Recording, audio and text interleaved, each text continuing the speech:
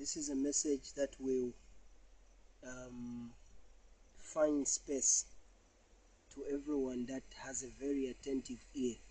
But I know at the same time that it will even reach those that are critics, and they will have a negative opinion on what I say. But believe me or not, this is just a thoughtful topic and advice to every Zambian.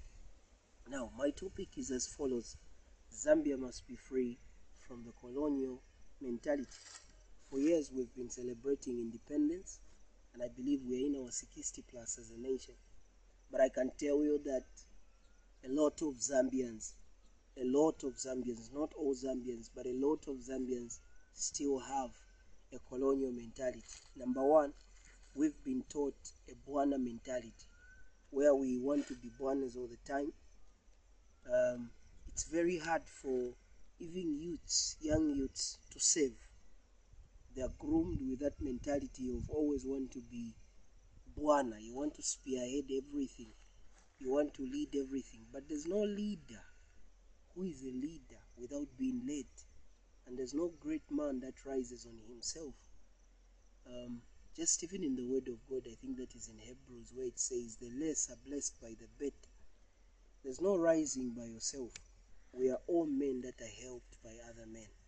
And even when God is about to bless a man, he uses a man. So I believe the Bwana mentality has destroyed a lot of lives, a lot of young lives, a lot of upcoming talents, a lot of upcoming skills. And number two, we have been fed Muzungu and Konde. For us fellow Zambians, we would rather tarnish another Zambian just to please a Chinese investor. We would rather destroy our fellow Zambians just to please a European investor. It's more bad for Zambians to do gold mining, but it's more good for European investors to come and get our gold. It's very fair for them. We've seen several times gold miners being punished, being beaten, being put behind bars because of their motherland resources. But I tell you, most of these mines we have in our country, Zambia, they've been run by foreigners. Not that Zambians cannot run them, no, but that most Zambians have been brutalized when they were found stone dealing, and when they were found digging out minerals. So I believe the mentality of Muzungu and Konde, it's still running in our minds. It started way back. We had strange ancestors that would trade their families, trade their relatives as slave trades, just to get fame, to get popularity, just to gain what word would I use? Just to gain that protection from the Mzungus, so that the Mzungus can clap for them and give them simple things, and they would consider them to be more great things than their fellow family members. The other mentality is we've been taught to be negative to other people's progress. Zambians have a negative mentality. They are so bitter. A lot of them are so jealous of other people's progress. We literally celebrate any progress we see from any Zambian. We've seen so many talents rising. Musicians speaking out, voicing out, showing us their great art, their great talent. But if you go through the comment section, you would discover that there are more Zambians that have a bitter spirit than more Zambians that have an appreciative spirit. We are bitter about everything. Bitter about everything. Come to the church, we are bitter. Come to skilled people, we are bitter. Come to talented people, we are bitter. If it's a church, it's worse. We tarnish every man of God we have. We have no respect to God's servants. We speak evil about them. We tarnish their image. We create propagandas just to gain views on Facebook, just to gain likes on Facebook, just to gain compliments from the outside world. But little do we know that such a mentality has destroyed the progress of Zambia. And it keeps on eating us. It keeps on destroying us. Because the word of God is very clear. It says, do unto others what you would love them to do unto you. And let's not forget that karma is real. What you do to others will also be done to you. What you give will be given back to you.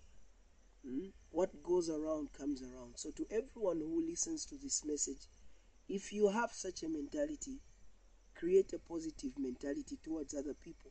Begin to celebrate other people's progress. I tell you, you'll begin to progress and other people will celebrate your progress as well. We prefer to destroy others, limit others, so that we can gain what we want.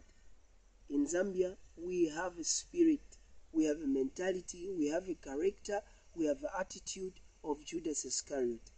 We don't mind who it is. We are no more real about anything.